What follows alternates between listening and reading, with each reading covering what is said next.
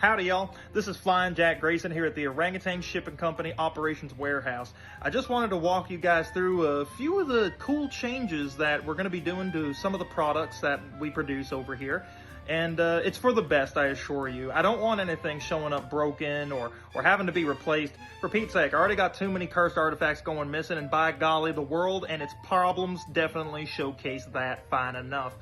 I wanted to take the initiative and just kind of go about this, and I've never done it before, whereas I've shown people how these products are built or gone together. I'm pretty sure I make it clear, but I figure informative videos can be a lot more fun. But you get to be the judge of that. Let me know if it's boring in the comments. Now this is an example of a finished Shiriki Utundu. Now this is it completely constructed. It's all hand painted. It's all hand sanded. I wish I had a lazy Susan here, but instead I just got a lazy orangutan sitting around somewhere. Yeah, I'm talking about you, Bongo. Calm down. Now, a funny fact is at one point I went a little too heavily on the little green patinas that you might see dotted about the model's more metallic pieces, like these little plates, as well as the nails. The nails I try to give a good rusty look to. He's not magnetized or anything to the plate. You can remove him, you can pick him up, you can move him around. Now, of course, do so gently. This is not a toy. Nothing I make is a toy. This is strictly made for collectors and people who just really love to have these sorts of things in their collection and have amazing conversation pieces. I mean, look at the details on this model. It's so cool. The little wooden details that my 3D artist was able to render into this while it's printing is just immaculate. The nails, I will say, are the biggest pain in the butt to make sure that they arrive in one piece, because they can easily snap off, and they're very, very delicate. This is actually for a client. They currently have the table. The model itself, the idol, this is something that they're missing. So I gotta ship this out to them, and this way they'll have the full set, because there was such difficulties in shipping that many of these very delicate pieces broke off. So since I'm just shipping the model itself, this guy's gonna be very lovingly wrapped, and we're gonna try to make sure Shiriki gets to his place of destination as carefully as possible. And now, since you guys have seen what a finished product would look like, this is what you will receive in the mail alongside of the completed table. I got that out of the way because you already saw the table, but just in case, because I'm like this too.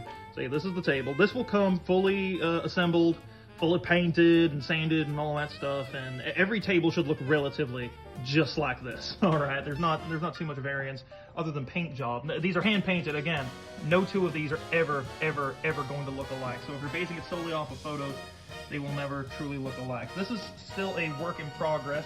The staff does need to be painted itself. I've sanded it a little bit more at the top to give it some grit. This is the tip of the staff right there. So this is what you're gonna pop onto the top there.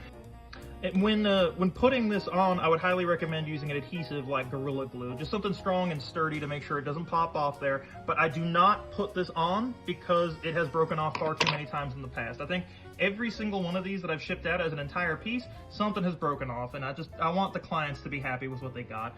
This little piece here, real simple. It just gets inserted into a hole in the base. You hold it there again, use some high quality Gorilla Glue, and it'll hold in there just fine. There's also where are you? Oh, there you go.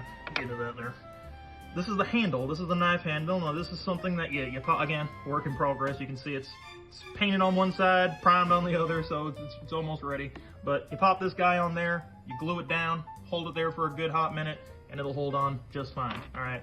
So I don't want to get people's hopes up in terms of like, oh no, I have to do some assembling. You don't have to be terribly creative. It's like a Mr. Potato Head, but I don't really want Shiriki Utundu hearing that from me. This was tough. See, in the beginning, I actually forgot about these, and so the whole model had to be redone, but I love the wooden details on this. This looks so awesome. But this is the head.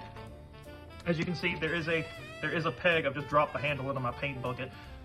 There's no paint. Well, there is paint. It's just in containers. But the peg over here, I've sanded a little bit, given it some grit, and it will insert into the peg hole right here. But yeah, that is what I wanted to share with you guys today on the first video for the Orangutan Shipping Company product series. I just wanted to give some insight into that one, and if people like this one, I mean, I'll start making more and I'll show off a few more of the products. I'll show you some right now, actually. Give me a sec. So I've got some of the head busts that I produced. I have the version 1 of the Yeti statue. I'd also love to do a show-off video of the large Yeti statue, the